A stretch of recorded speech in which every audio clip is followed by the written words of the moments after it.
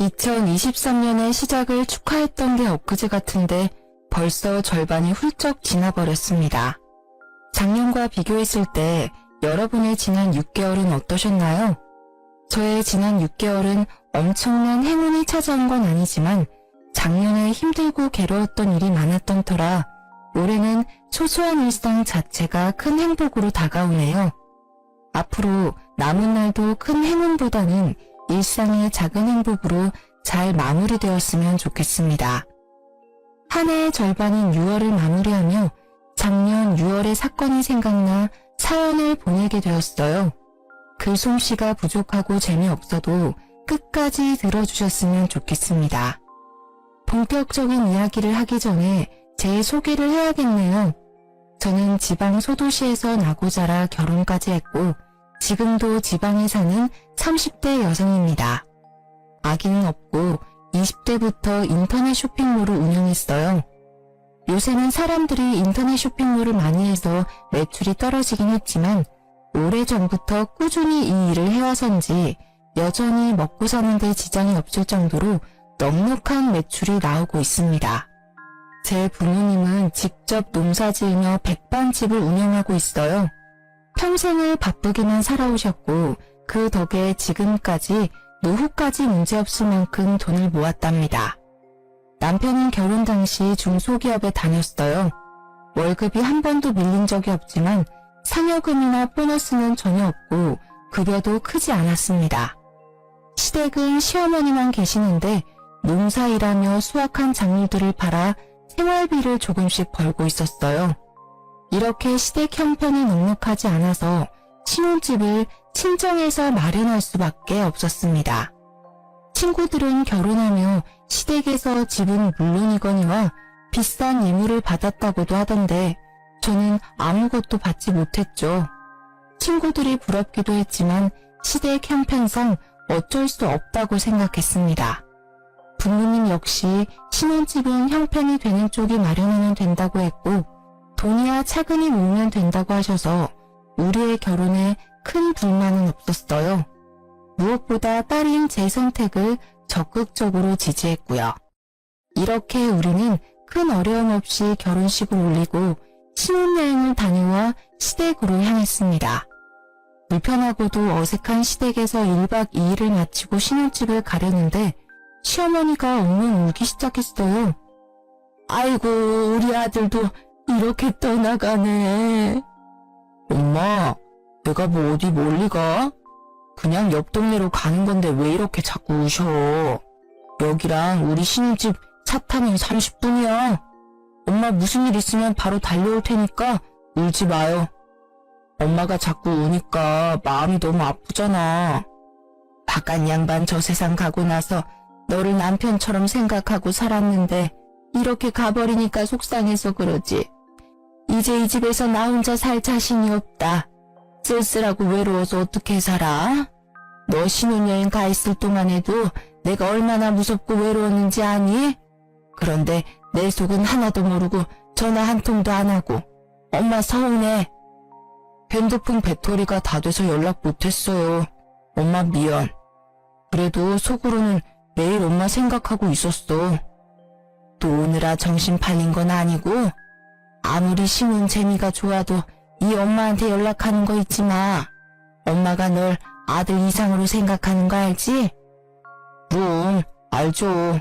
걱정하지 마요. 결혼해도 지희랑 종종 놀러 올게. 당연히 그래야지. 이 시어미 혼자 시골에서 사는데 아들 며느리가 안 오면 쓰나. 참, 지희야 이거 받아라. 시어머니는 제게 웬 박스를 건네셨습니다. 그 안에는 반찬통도 있었고 무언가가 가득 들어있는 검정 봉지도 여러 개 있었어요. 이게 다 뭐예요?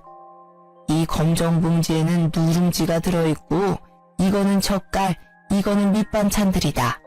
우리 민석이 아침에 회사 가기 전에는 누룽지에 젓갈 먹으니까 아침마다 이 누룽지 잘게 부셔서 물 넉넉히 넣고 푹 끓여서 먹여라. 이 멸치볶음이랑 진미채는 민석이가 가장 좋아하는 반찬이니까 매 식사 때마다 꺼내주렴.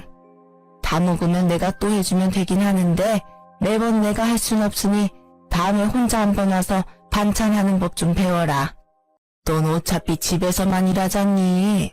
그니까 밖에서 일하는 우리 아들 먹는 거 좀 잘 챙겨줘. 알겠니? 박스 안에는 남편이 좋아하는 음식들로 가득했습니다. 시어머니는 이어서 아이스박스를 또 하나 건네주셨어요. 그 안에는 투명 비닐 안에 정체불명의 음식들이 있었습니다. 이거는 시래기국 냉동시킨 거다. 민석이가 제일 좋아하는 국이니까 입맛 없다고 하면 한 번씩 데워 먹이렴. 그리고 이건 방건조 생선인데 프라이팬에 기름 자작하게 둘러서 민석이 반찬으로 주면 아주 좋아할 거다. 생선이요? 한견례 때도 말씀드렸다시피 어릴 때 생선가시가 목에 걸린 적이 있어서 그 뒤로 생선이라면 질색이에요. 그래서 한 번도 직접 생선 구운 적도 없는데. 뭐? 어떻게 그 나이 먹도록 생선 하나를 못 굽니? 그냥 기름 자작하게 둘러서 생선 넣고 구우면 돼. 어렵지 않으니까 한번 해봐. 해봐야 너도 살림이 늘 것 아니냐. 그리고 너가 생선 안 좋아한다고 해도 민석이는 생선 좋아하니까 자주 구워줘. 알겠지? 시어머니가 그저 어려운 세대이지만 이건 너무하다 싶었습니다. 아들에게 하나라도 제대로 먹이고 싶은 엄마 마음은 알겠으나 말이라도 너도 같이 먹으라는 식으로 하면 안 되는 건가요? 그리고 생선은 한 번도 구운 적이 없었을 뿐더러 어릴 때 큰 생선 가시가 목에 걸려 고생한 뒤로는 쳐다도 보지 않았습니다. 게다가 이 사실은 시어머니도 이미 알고 있었어요. 그럼에도 불구하고 남편을 위해 먹지도 못하는 생선을 구우라니 섭섭한 마음이 들었습니다. 남편이 정 원한다면 도전은 해보겠지만 사실 자신은 없네요. 생선 하나 굽는데 뭘 그리 말이 많아. 그냥 하면 되지. 그리고 민석이는 생선 좋아해. 너가 어떻게든 노력해서 네 식성을 바꿔. 앞으로 민석이랑 같이 살면서 너가 생선도 구워주고 가시도 발라줘야 하는데 싫다고 안 해버리면 어쩌니? 저는 잘 굽지도 못하고 먹지도 못하니 앞으로 남편이 직접 굽고 가시 발라서 먹으면 되겠네요. 그리고 애도 아니고 어른인데 가시는 직접 발라 먹어야죠. 예, 민석이가 어떻게 생선을 굽니? 원래 민석이는 그런 일 못해. 그리고 너는 회사 일로도 바쁜 애한테 집에서 직접 생선까지 구워다 먹으라고 시키고 싶니?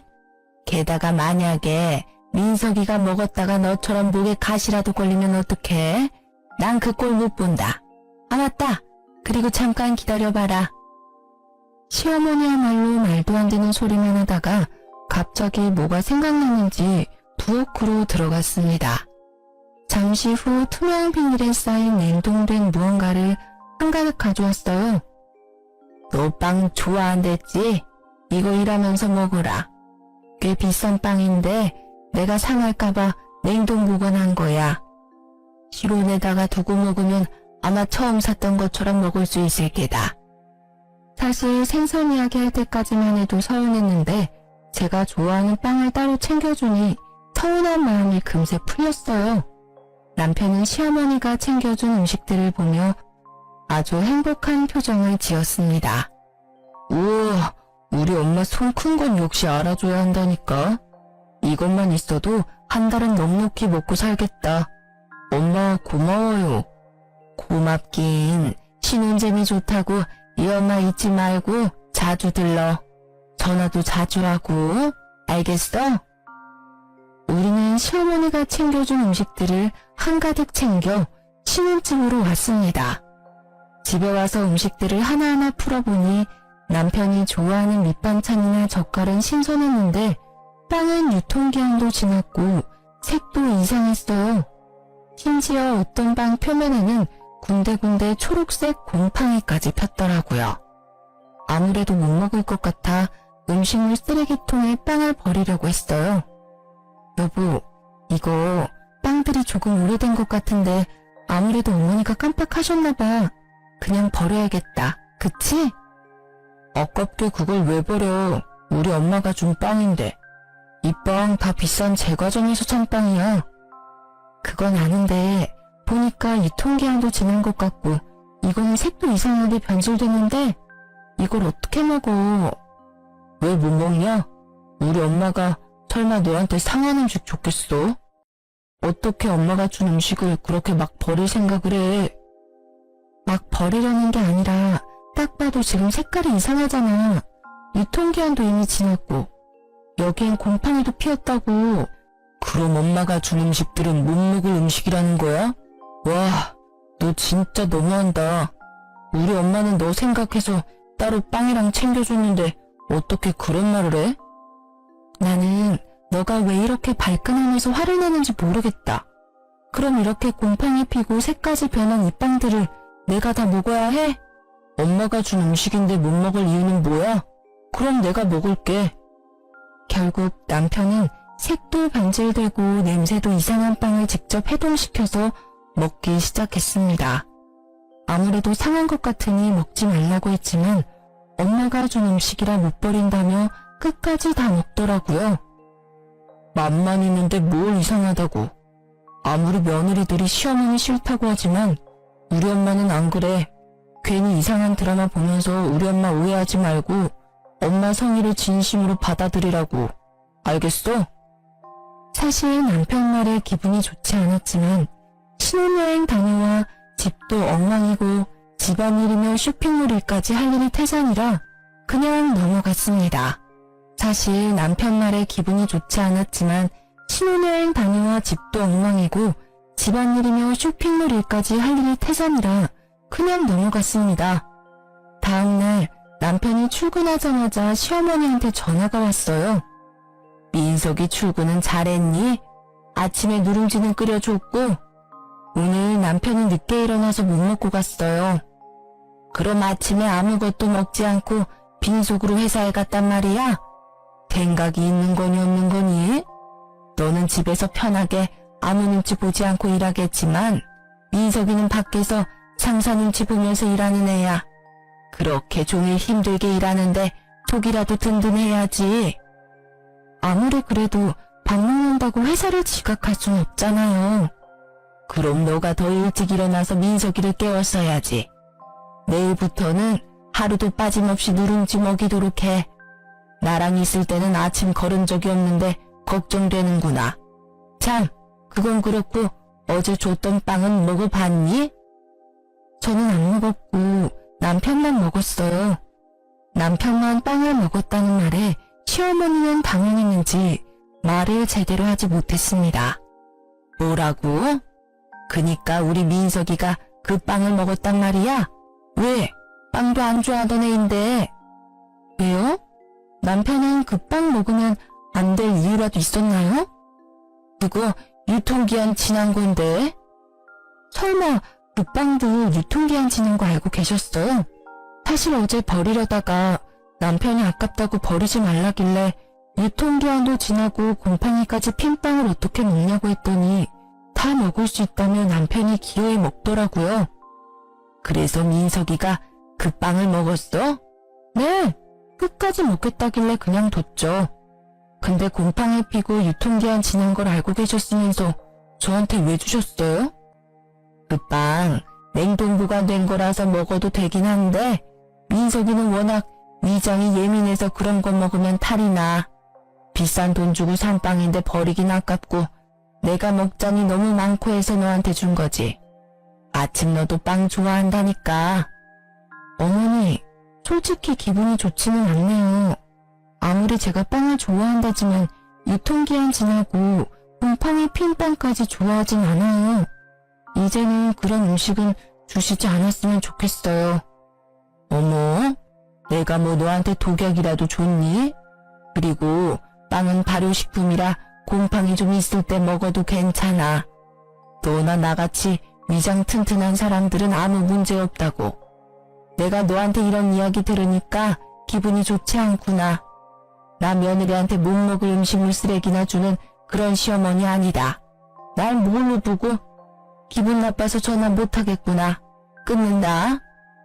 시어머니 말에 저 역시 기분이 나빴습니다. 세상 어느 누가 유통기한 다 지나고 곰팡이까지 핀 빵을 받고도 감사하고 좋아하겠습니까? 솔직히 시어머니만큼이나 저 역시 기분이 좋지 않았어요. 그렇게 전화를 끊고 그동안 밀린 일들을 처리하고 있는데 남편이 창백한 얼굴로 집에 오더라고요. 시계를 보니 아직 점심시간도 되지 않았습니다. 이렇게 빨리 무슨 일이야? 얼굴은 또 왜 이리 창백해? 나 배탈 났나 봐. 배가 너무 아파. 병원에 다녀왔어? 병원에 사람 많아서 일단 약국에서 약만 사왔어. 엄마도 지금 온다니까 엄마가 끓인 죽 먹고 하면 금방 낫겠지. 배탈 났으면 일단 병원부터 가야지. 그리고 걱정되게 어머니한테 전화는 왜 했어? 당연히 내가 아픈 거 엄마도 알아야지. 그리고 나 배탈 났을 때마다 엄마가 끓여준 죽 먹으면 금방 낫더라고. 그래서 죽 끓여달라고 엄마한테 전화한 거야. 저 역시 그동안 크게 아픈 적은 없지만 아파도 부모님이 걱정할까봐 굳이 말하지 않았거든요. 그런데 남편은 저와 생각이 많이 달라 보였습니다. 결국 남편 전화에 시어머니는 바로 달려왔어요. 민석아, 우리 민석이 괜찮아? 지희야, 너는 그러게 왜 그 빵을 민석이에게 먹였어? 내가 너 먹으라고 줬지 언제 우리 민석이 먹이라고 줬어? 너는 왜 그 빵을 민석이한테 줘서 우리 아들 이렇게 아프게 만들어? 너가 먹었어야지 너가. 어머니, 그럼 제가 배탈이 났겠죠. 그러게 애초에 유통기한 지나고 곰팡이 핀 빵 안 주셨으면 이런 일도 안 생겼잖아요. 됐고, 민석이 먹을 죽이나 끓여와. 냉장고를 열어보니 죽을 끓일 만한 마땅한 재료가 보이지 않아 어쩔 수 없이 쌀만 넣고 흰 죽을 끓였습니다. 배탈이 난 거니 괜히 이것저것 넣고 끓이기보다는 이게 더 낫다고 생각했어요. 정성 들여 열심히 끓였는데 시어머니가 죽을 보더니 혀를 끌끌 차더라고요. 아픈 사람한테 뭘 건 흰죽이 뭐니? 아무래도 배탈 났으니 괜히 다른 거 먹으면 더 탈이 날 것 같아서요. 배탈이 나서 아무것도 못 먹으니 더 영양가 있는 재료를 넣어야지. 시어머니는 제가 끓인 죽을 그대로 버리고는 집 앞 마트에 가서 한우 소고기를 사왔습니다. 그리고는 소고기를 잔뜩 넣고 죽을 끓여서는 호호 불어서 직접 먹이기까지 하더라고요. 다 큰 성인이 배탈 났다고 쫓아와서 죽까지 끓여다 먹여주는 모습을 보니 그저 기가 막혔습니다. 화라도 내고 싶었지만 너무 아파하는 남편 앞에서 큰 소리를 낼 수가 없어 그냥 조용히 있었네요. 그 뒤로 한 달 정도 시간이 흘러 6월이 되었습니다. 이번 주 주말에 약속 있어? 특별한 약속은 없는데 왜? 금요일부터 일요일까지 우리 집에 가서 개복숭아 수확하는 일 좀 도와드리자. 엄마 혼자 이 뜨거운 날 농사일 하시는 게 얼마나 힘들겠어. 같이 갈 수 있지? 나야 뭐 그 전날 미리 일해놓으면 갈 수야 있지. 그런데 당신 회사는 어떻게 하고? 금요일에 연차 쓰고 가야지. 솔직히 어느 며느리가 시댁에 일하러 가는 게 좋겠습니까? 하지만 친정 부모님이 농사 지을 때 많이 힘들어하는 모습을 봐서 당연히 도와드려야겠다는 생각에 알겠다고 했습니다. 대신 금요일에 가려면 그 전날 어느 정도 일을 많이 해야 했어요. 그래서 목요일에 밥 먹는 시간과 잠을 줄여가며 주말까지 해야 할 일을 마무리 지었습니다. 제가 이렇게 일할 동안 남편은 친구들과 술을 마시러 갔어요. 다음날 연차라며 약속을 잡더니 금요일 새벽 1시에 네 발로 기어서 집에 들어왔답니다. 그리고 금요일 새벽 아침 일찍 시댁에 도착하려면 슬슬 일어나서 준비해야 하는데 남편이 숙취로 일어나지 못하더라고요. 기다리다 못한 저는 남편을 깨우기 시작했습니다. 야, 일어나봐. 오늘 개복숭아 수확하러 가기로 했잖아. 10분만 더 잘게. 어제 술을 너무 많이 먹어서 머리가 깨질 것 같아. 그러게 어제 술을 왜 그렇게 많이 먹었어? 아 몰라. 좀만 더 누워있을래. 숙취로 힘들다며 늦장 부리는 남편 때문에 늦게 시댁으로 출발했습니다. 시어머니는 늦은 우리 아니지, 제가 마음에 들지 않았는지 표정이 좋지 않았어요. 아침 일찍 온다더니 왜 이리 늦었어? 둘 다 밥은 먹었어? 남편이 늦게 일어나서 먹지 못했어요. 그럴 줄 알았다. 일하러 오는 사람들이 밥도 안 먹고 오면 어떻게 이래? 와서 일단 밥부터 먹어. 시어머니는 밥을 먹으라고 상을 차려두는데 남편에게 압력솥에 새 밥을 퍼주더라고요. 그러더니 제게는 남편과는 다른 잡곡밥을 주었습니다. 이거 어젯밤에 한 잡곡밥인데 민석이는 소화가 잘 안 돼서 잡곡밥을 못 먹어. 그러니까 넌 이 밥 먹어라. 흰밥보다는 잡곡밥을 더 좋아해서 즐겨 먹긴 하는데 남편에게는 갓한 밥을 주면서 제게는 밥솥에 오랫동안 방치된 잡곡밥을 건네니 뭔가 묘하게 기분이 좋지 않았습니다. 그래도 일단 밥은 먹긴 먹었어요. 밥을 다 먹고 본격적으로 일하기 위해 작업복으로 갈아입었습니다. 그런데 남편이 졸린다고 계속 하품을 하더라고요. 아, 피곤하고 온몸이 다 쑤시네. 어제 술을 너무 많이 먹었나 봐. 민석이 어제 술 먹었니? 응, 엄마. 결혼식 때 온 친구들이 갑자기 보자고 해서 어쩔 수 없이 술 좀 먹었어요. 너무 많이 마셨는지 머리도 깨질 것 같고 속도 안 좋고 너무 힘들어요. 그래? 그럼 그냥 넌 오지 말고 지희만 보내지 그랬어. 힘들게 너까지 왜 와? 평일에도 죽어라 일하는데. 안 되겠다. 민석이 너는 너무 힘드니까 쉬고 지희만 같이 일하자. 오늘은 날씨 흐리다고 했으니까 그렇게 힘들진 않을 거야. 이 말에 남편은 바로 큰 방으로 들어가 누워버렸습니다. 그런 남편이 정말 얄미웠지만 어차피 오늘은 일을 도와드리러 온 거니 마지못해 저만 개복숭아를 따러 갔어요. 개복숭아 따는 일은 역시 쉬운 일이 아니었습니다. 아침 8시부터 오후 1시까지 쉬지 않고 열심히 개복숭아를 땄어요. 팔다리는 후들거리고 온몸은 땀범벅이 되고 얼굴은 타는 것처럼 시뻘개져서 시댁에 돌아왔습니다. 남편은 제 모습을 보더니 갑자기 큰 소리로 웃기 시작했어요. 와, 이게 누구야? 웬 시골 촌년이 우리 집에 왔어. 너 이러니까 진짜 웃긴다. 일하고 왔으니까 그렇지. 지금 덥고 힘드니까 웃지 마. 남편 말에 기분이 언짢아진 저는 정색하며 말했습니다. 시어머니는 제 얼굴을 쓱 보더니 남편처럼 웃기 시작했어요. 지희야, 솔직히 민석이 말이 틀린 것도 아닌데 뭘 그리 정색을 하니? 지금 네 꼴 보니까 그야말로 시골에서만 먹고 자란 촌년 같다. 열심히 일하고 온 사람에게 수고했다는 말은 못할망정 얼굴 빨개졌다고 놀려대는데 이 사람들이 지금 제정신인가 하는 생각이 들었습니다. 그러나 개복숭아 따느라 너무 지쳐서 화를 내고 따질 기력조차 남아있지 않았어요. 그래도 촌스러운 며느리 때문에 내가 웃기도 하네. 요새 웃을 일도 없었는데. 아유, 날씨가 덥긴 하다.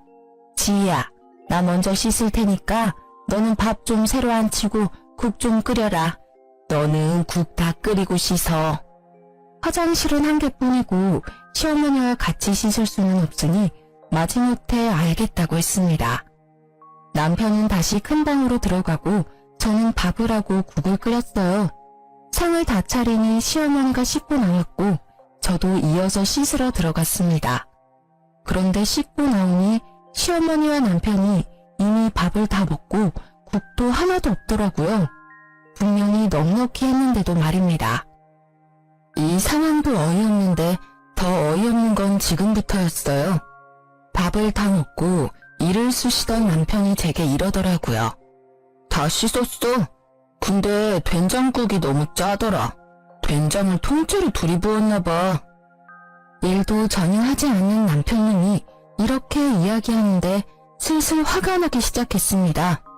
이렇게 눈치 없고 지 생각만 할 줄 아는 남편놈을 낳은 시어머니 역시 마찬가지였어요. 그래, 지희야. 음식을 짜게 먹으면 건강에 안 좋아. 우리 민석이 안 그래도 위장이 약해서 소화 잘 못 시키는데 짠 거 많이 먹으면 안 되니까 앞으로 주의해서 음식해. 그나저나 국이 다 떨어져서 이를 어쩐담? 그냥 남아있는 밑반찬으로 먹어라.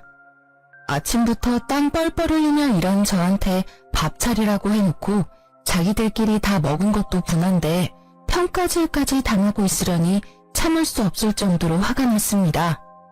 야, 김민석, 너는 아침부터 잠만 찾아놓고 한 게 뭐가 있다고 밥 먹어? 박지희, 어디서 시어미 앞에서 남편에게 큰 소리야? 너 미쳤어? 어머니야말로 너무하세요. 아들 입만 입이고 저는 주둥이에요. 이렇게 먹다만 음식이나 먹어야겠느냐고요. 그리고 국이 그렇게 간이 안 맞으면 그냥 안 먹으면 되잖아요. 국물 하나 남김없이 다 먹어놓고 맛이 없다고 하세요. 기껏 끓인 사람 기분 나쁘게. 너 그거 일하고 더 먹었니? 정신 놓았어? 아니요. 저 정신 완전 멀쩡해요. 저는 이런 푸대접 받으며 여기에 도무지 못 있겠네요. 저는 집에 갈 테니 나머지는 모자끼리 알아서 하세요. 너 없이 어떻게 일하니? 아직 따야 할 개복숭아가 얼마나 많은데. 결혼하기 전에는 저 없이 어떻게 하셨는데요? 그리고 이렇게 사람 취급도 안 하면서 일은 부려먹고 싶으세요? 저는 이렇게는 일 못해요. 아시겠어요? 옆에서 아무 말도 못하는 남편 얼굴에 흙이 잔뜩 묻은 작업복을 던져버리고 시댁에서 나왔습니다. 야, 이대로 가버리면 어떡해. 우리 엄마 혼자 어떻게 일하라고. 왜 혼자 일해? 아들이 너가 직접 도와야지. 난 갈 테니까 모자끼리 오붓한 시간 보내. 그 뒤로도 시어머니는 농사일하러 오라고 했고 남편이 같이 가자고 했지만 절대 가지 않았습니다. 그렇게 개무시를 당하고 나니 2번 다시는 가기 싫더라고요. 제가 끝까지 가지 않으니 남편은 혼자 일하는 시어머니가 안쓰럽다며 농사일을 돕기 위해 회사에 연차나 반차 쓰는 일이 많았습니다. 그리고 농사일하고 오면 힘들다며 다음날 지각이나 무단 결근을 했어요. 솔직히 회사에서 봐주는 것도 한두 번이지. 매일 업무에 소홀히 하는 직원을 가만히 둘 리가 없지 않겠습니까? 결국 시어머니 농사일 때문에 근태가 엉망인 남편은 1년 만에 권고사직을 당하고 백수가 되어버렸습니다. 그 뒤로 남편은 게임에만 미쳐서 살았어요. 새벽엔 혼자 배달음식 시키고 놀고 술 마시고 잠만 잤습니다. 게다가 부부 공동 생활비로 성능 좋은 컴퓨터까지 샀어요. 말로는 회사 구한다고 했지만 제가 볼 때는 이력서 작성조차 하지 않았습니다. 이러한 남편의 생활이 한심스러워서 대화도 시도하고 싸워보기도 했지만 말이 도통 통하지 않더라고요. 그래서 우리는 기본적인 대화조차 하지 않고 그저 집만 공유하며 살았습니다. 같이 밥도 먹지 않았고 집에 들어오지 않아도 신경 쓰이지 않았어요. 엄밀히 말하면 제 일을 하느라 바빠서 남편이 밥을 굶든 말든 신경 쓸 시간조차 없었습니다. 남편이 애는 아니니까 배고프면 알아서 차려 먹겠거니 하고 말았답니다. 그러던 어느 날 집에서 일하는데 시어머니가 한가득 장을 봐서 오셨어요. 당황한 저와는 달리 남편은 시어머니가 올 걸 알고 있었는지 아주 반갑게 맞이하더라고요. 엄마, 왔어? 너 배고파. 밥 좀 줘. 그래, 우리 아들. 엄마가 이것저것 사왔다. 얼른 밥 차려줄게. 너는 집에 있으면서 얼마나 우리 민석이 밥을 챙겨주지 않았으면 애가 나한테 밥을 다 해달라고 하니? 오셨어요? 그동안 저도 일이 너무 바빠서 잘 못 챙겼네요. 거기 멀뚱히 서 있지 말고 얼른 와서 나 좀 도와라. 죄송한데 지금 당장 급히 처리해야 할 일들이 있어서요. 일단 하던 일 먼저 마무리하고 나올게요. 남편도 일 안 하고 있는데 저라도 일을 해야지 이 집이 돌아가지 않겠어요? 시어머니는 기가 찬다는 표정을 지었습니다.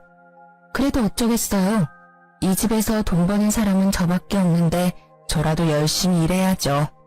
그렇게 저는 방으로 들어가고 시어머니는 요리를 시작했는데 부엌에서 냉장고 상태가 어쩌느니 청소가 엉망이라느니 하면서 뭐라고 하더라고요. 그러나 일하느라 바빠 시어머니의 시시콜콜한 말들에 신경 쓸 겨를이 없었습니다. 잠시 후 시어머니가 나가서 불러보니 임금님 수라상 같은 밥상이 차려져 있었어요. 시어머니는 저를 보더니 아주 못마땅한 표정으로 앉으라고 했습니다. 그동안 맨날 배달 음식만 먹으니까 질렸는데 너무 좋다. 그래, 우리 아들 많이 먹어라. 그동안 얼마나 고생했는지 살이 다 빠졌네. 그리고 지희 넌 그깟 푼돈 버는 쇼핑몰 운영한다고 우리 아들 밥도 안 차려주니? 너 내가 경고하는데 돈 번다고 민석이 기죽이지 마라. 지금은 놀지만 앞으로 크게 될 사람이야. 네가 쇼핑몰로 돈을 얼마나 많이 버는 줄은 모르겠지만 앞으로 너보다 돈 많이 벌 사람이라고.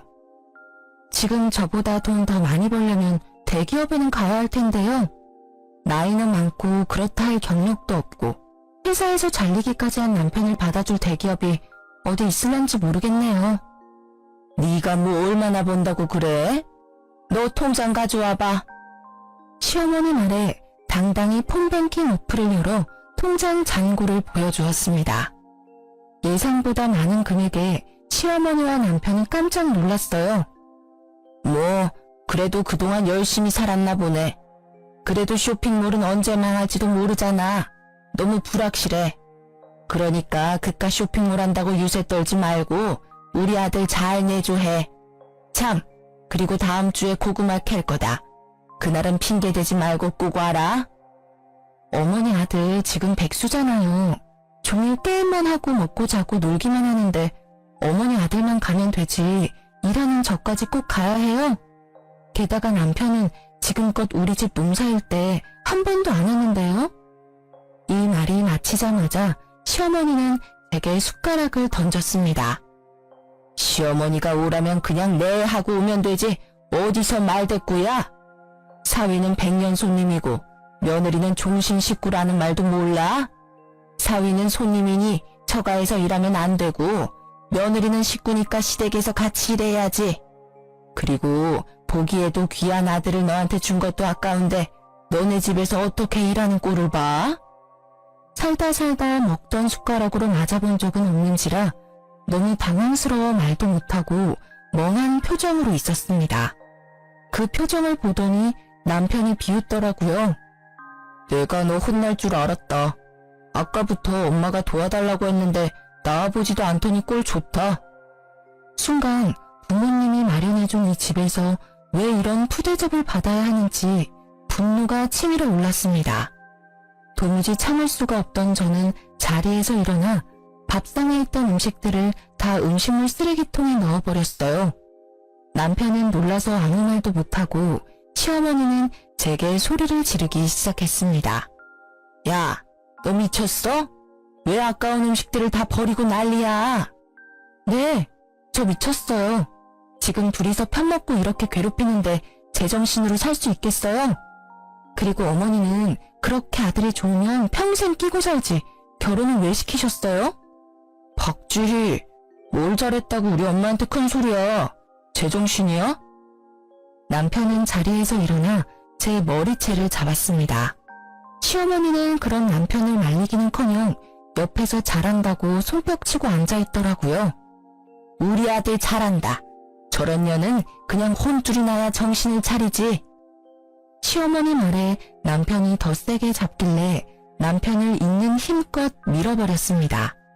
그러자 남편은 순식간에 중심을 잃고 시어머니 앞으로 넘어지며 시어머니와 머리를 세게 박았어요. 둘이 박치기를 하고 아파하는 모습을 보니 너무 웃겼던 저는 배꼽을 잡고 깔깔대며 웃었습니다. 야, 웃기냐? 나랑 엄마는 아파 죽겠는데 이게 웃겨? 그럼 안 웃기니? 그러게 내 머리채는 왜 잡고 난리야? 됐고 이제 나 너랑 못 살겠다. 이혼해. 김민석, 이 집이 우리 부모님이 사준 집인 거 알지? 당장 나가. 당장. 이혼? 어디 이혼이 뭐 쉬울 것 같아? 난 너랑 이혼 안 해.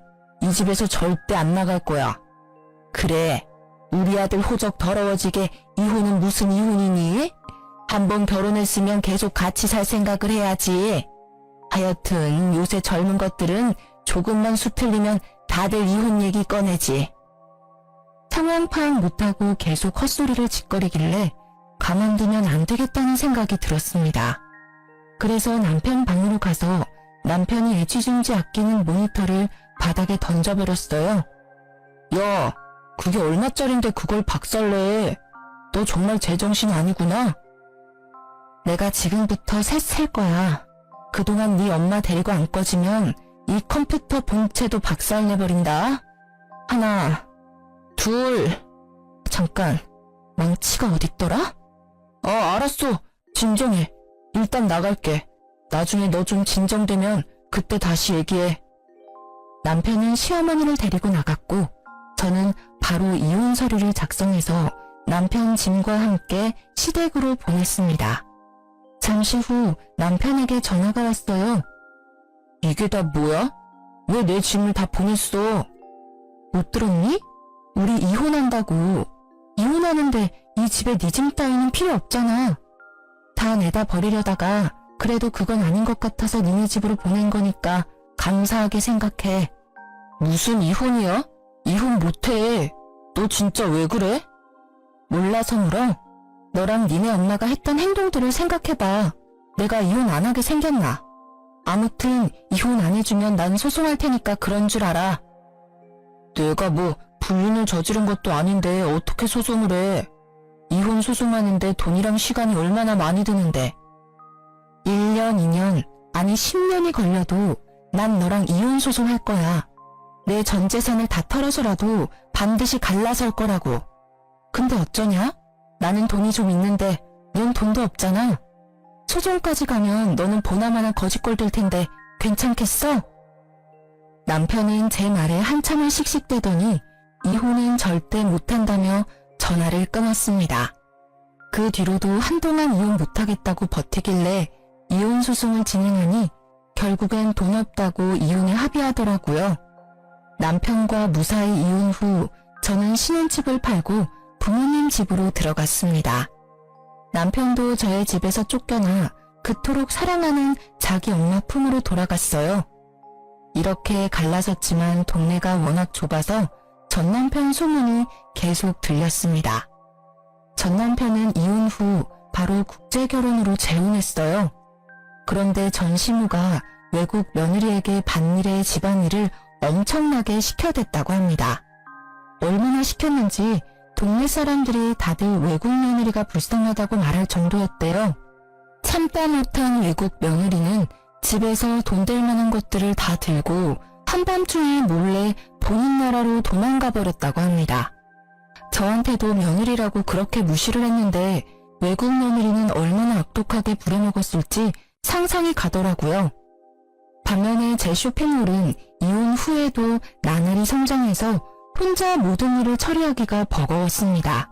같이 일할 직원들을 구하기 위해 인터넷에 구인 공고를 올리고 사무실도 좋은 곳으로 마련했어요. 하루는 사무실에서 바쁘게 일하고 있는데 전 남편한테 한번 보자고 연락이 왔습니다. 이혼하고 힘들게 산다는 소식을 듣기는 해서 꼴이 어떤지 궁금하더라고요.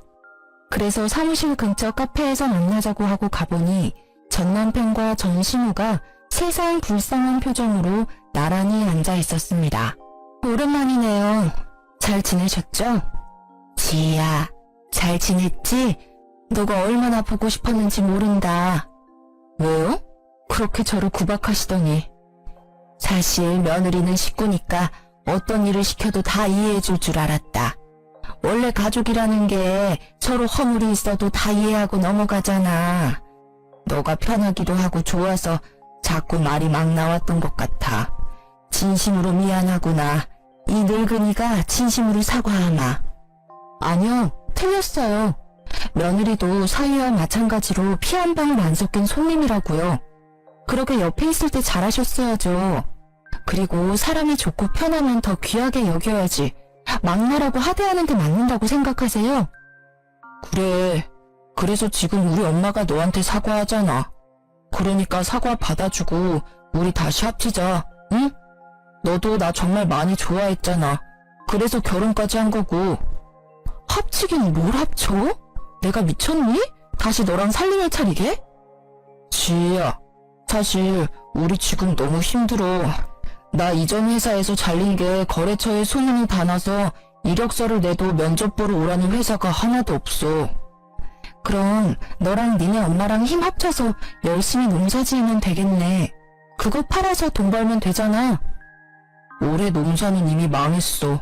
멍청한 외국 옆에네가 말귀를 못 알아들어서 거름을 밭에 엄청 주는 바람에 아무것도 자라나지 않아.